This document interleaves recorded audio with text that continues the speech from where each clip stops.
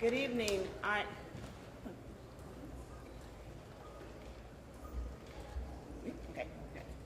So good evening. I'm Representative Gail McCann Beatty. I'm the House Minority Leader. I represent the 26th District in Kansas City. With just minutes left in the House, we did what we should have done some time ago, and that's pass HB 3 to provide nursing and in-home care to 8,000 seniors and disabled.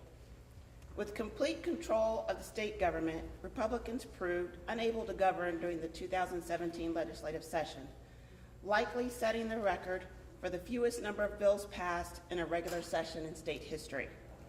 Just 58 policy bills won final passage this year, along with 16 appropriation bills that make up the FY 2018 state budget. The overarching theme was pro-business and anti-people. Republicans voted to take pay away from hardworking people in St. Louis. The majority enacted several bills this year that did nothing less than tip the scales of justice in favor of the powerful and against the powerless. Of particular concern is SB 43, which seeks to lock the courthouse doors to victims of unlawful discrimination by gutting the Missouri Human Rights Act. SB 43, sponsored by State Senator Gary Romine of Farmington, whose company, Show Me Rent to Own, is currently being sued for racial discrimination. Gary Romine is being sued for violating the Missouri Human Rights Act, yet he sponsored legislation to gut the Human Rights Act. This is clear abuse of official power and exactly the sort of self-dealings and corruption Governor Greitens campaigned against. I hope the governor shows courage and vetoes this terrible bill. Much of this year was spent arguing over which group, elderly and disabled Missourians, would suffer to pay for 15 years of failed Republican tax policies that have starved the state of resources needed to provide basic services in order to grant hundreds of millions of dollars in tax breaks to corporations and the wealthy. So what did we fail to do? We failed to provide any kind of funding for Missouri's transportation and infrastructure. But more importantly, Democrats have constantly been supporting ethics reform. Governor Greitens campaigned on draining the swamp in Jefferson City, but instead chose to swim in the swamp, establishing a dark money operation to circumvent the campaign finance limits 70% of Missourians voted to support last November. The governor's inability to practice what he preached caused even the modest ethics legislation under consideration by lawmakers to fail.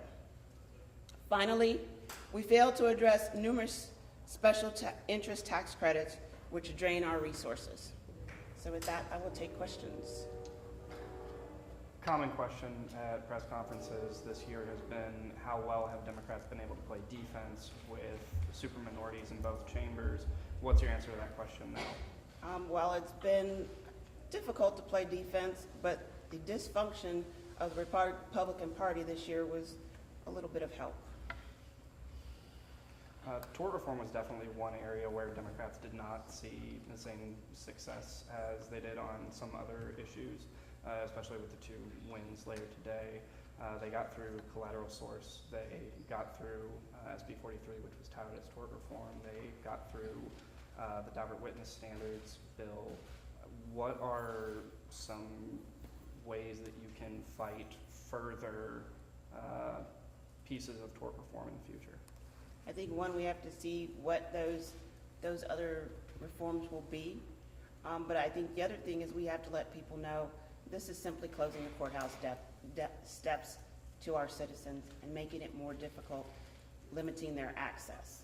Poor people don't have the money to access the courts, and we are continuing to change those standards to make it more difficult. Were you surprised today by what happened in the Senate? Because in some ways, I guess, because they did kill several anti-labor bills that I know had been close to Democrats' hearts. At the same time, there was the thing with the Christian landfill. I was interested in your thoughts about if those things were connected somehow. Well, I think we've been kind of anticipating that the Senate was going to implode. We just didn't know exactly when. I am pleased that it did. That always helps us stop some of the bad legislation. But you weren't able to stop the minimum wage bill, but you did stop the emergency clause. What do you think that will do? It's a tiny victory in that the citizens of St. Louis who have been able to benefit from that wage increase will at least be able to keep that increase until August 28th. Also able to pass HCB 3 by a pretty comfortable margin with large Democratic support, a lot of Republican support as well. How did that kind of emerge? Was it always going to have that strong of a coalition behind it, or was it kind of a sense of necessity that, you know, there were Republicans that felt they needed to vote for this to save those 8,000 seniors? I think from our perspective, it was all about our seniors. We didn't like being in the position that we had to pick and choose winners and losers, and unfortunately our seniors and our disabled were our choices. I was glad to see the amount of support that we had from the other side of the aisle. Quite frankly, we weren't sure just how much support we would receive, but it proved that we should have had a vote on this much sooner.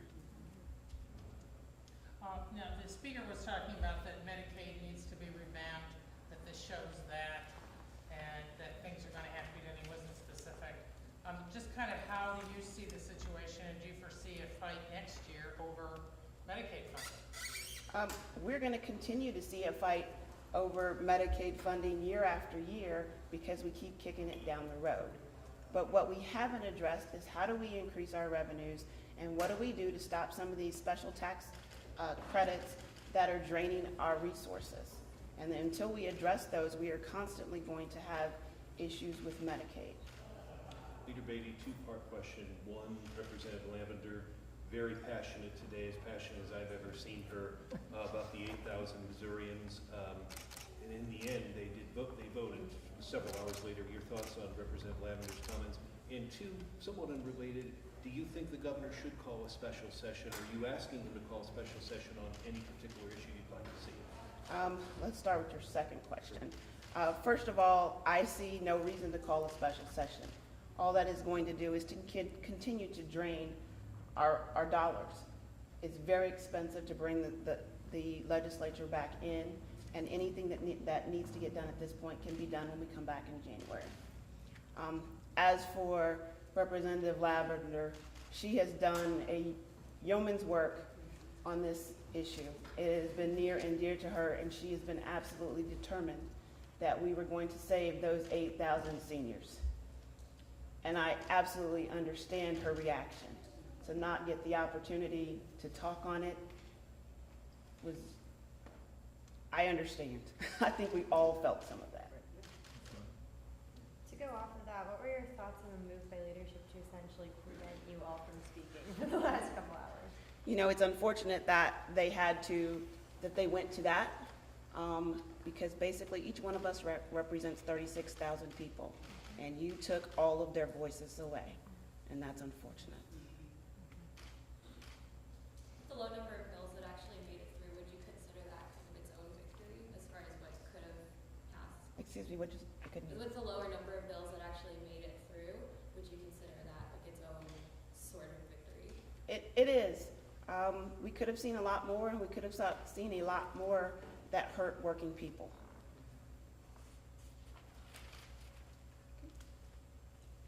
All right, thank you very much.